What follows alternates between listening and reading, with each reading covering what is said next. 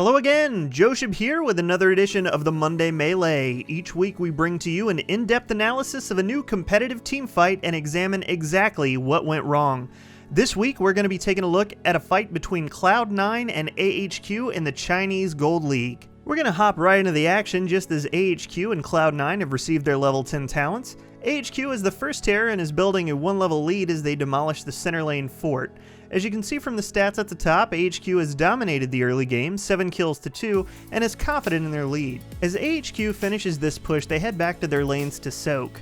Cloud9 has decided they're going to head down and take the night camp, but check out the route that Cloud9 takes to get there. With Tassadar's positioning, he can only see Muradin and thinks Muradin is heading down to soak. You can see Tyrande, Sonya, and Sylvanas actually headed down the back way so that they would not be spotted as they went to take the camp. That's why Zeratul up top still looking for the bush gank. Thanks to Muradin's excellent positioning, the entire Cloud9 team has vision on the incoming gank from AHQ and can adjust their positions accordingly. In this position, C9 can take this fight safely as they are only a few short steps from the safety of their fort.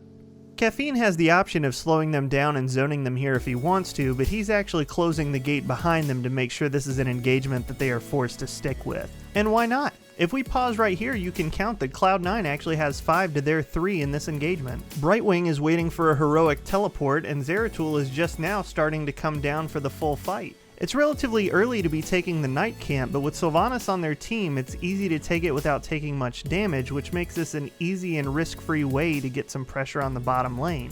While AHQ is certainly making their presence felt, they don't seem to be in a rush to engage. Their hesitance makes it clear that they are here to contest a camp more than they are to secure a kill, and they're waiting for the last night to fall and for Zeratul to arrive before they make their move. There's a lot of hesitance here on both teams as neither team has fully accounted for the whereabouts of everyone on each team. You would expect Jaina to jump in at this point, but she still doesn't know exactly where Tyrande is and she's hoping to get a gank.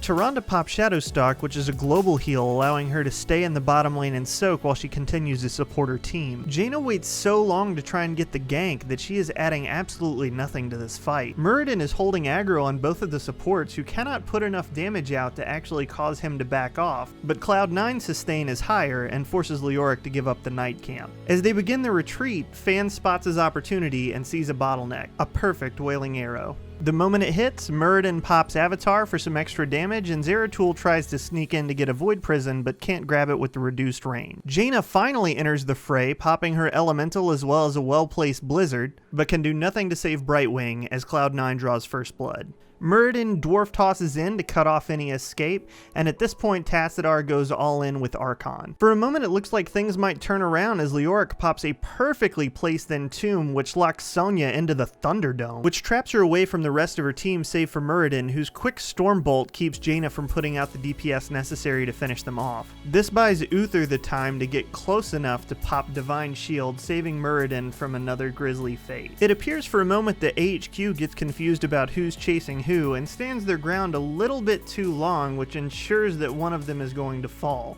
In this case, it's Tassadar, who has overstayed his welcome and is stunned to find out that he is going to be blended into a fine dust by Sonya. Sensing the inevitable, Jaina turns around to try and slow the group with a quick cone of cold, almost killing Caffeine, who proves that while 1 HP is low, it is not technically dead. Incensed by Muradin's will to live, Jaina turns briefly, which is just enough time for her to get hit with a perfect Lunar Flare, which will all but guarantee her imminent demise.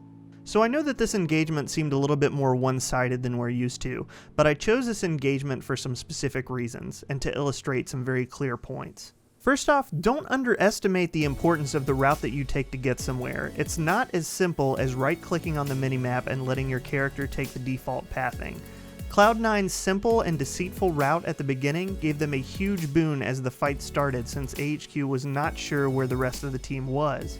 Next, just because you can take an engagement doesn't mean you should take an engagement. AHQ had ample opportunity to back off and even get their own mercenary camp since Zeratul was not in position for the fight, but they chose to take the engagement that wasn't optimal instead. Which is even more of a problem since Jaina decided that she was not going to intervene until the fight had already started to sway in Cloud9's favor. And finally, we've all been in Quick Match and Hero League games where somebody gets overzealous and starts pinging the enemy's camp while everybody is still up or they think they have an advantage that you don't.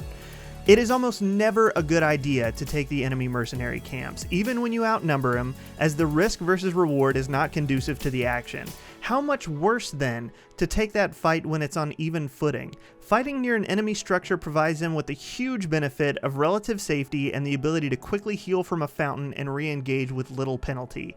It's not worth it. Well, that'll do it for this week's episode of the Monday Melee. Thanks so much for watching. Please like and subscribe if you enjoyed the video. Visit Josheb.com for all your Josheb gaming needs. And I want to give one special quick shout out to Caldor for casting the Gold series. Thanks so much. Wouldn't have been able to watch them without you going that extra mile. You can check out the description for the full fights and a link to Caldor's channel where you can watch the rest of the Gold series. Thanks so much. Have a great day.